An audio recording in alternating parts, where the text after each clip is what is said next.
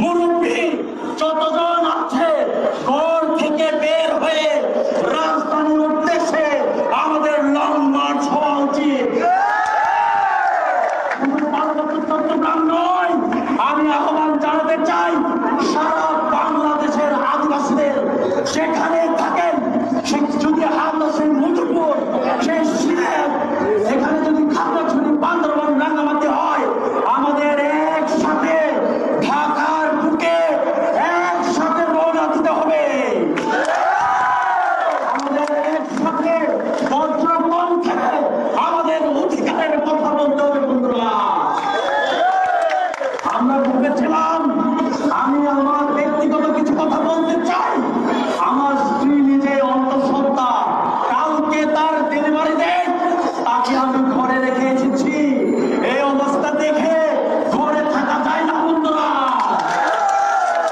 আমি আমার সন্তান কালকে পৃথিবীতে আসবে, তার সিকিউরিটি কে দিবে, তার কথা চিন্তা করে আমি এখানে এসেছি। প্রত্যেকজন আদিবাসী মা বোনদের আমি বলতে চাই, ঘরে বসে থাকার সময় নাই।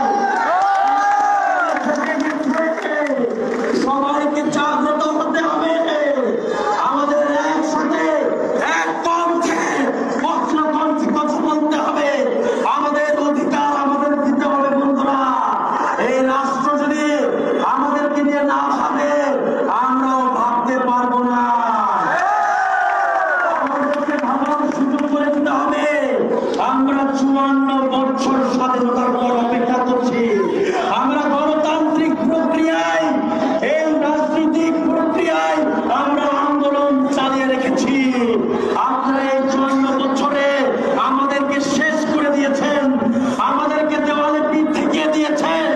এখন আর বসে থাকার সময় নাই, আমাদের এখন রুখে দাঁড়াতে হবে। আমি বলতে চাই, যারা বলেন পার্বত্য চট্টগ্রামকে খ্রিস্টান বানাতে চাই, তাদেরকে আমি বলতে চাই, এই 2022-এ আপনাদের সেন্সাস, এই বাংলাদেশের এই স্ট্যাটিস্টিক ব্যুরো ভোট বলে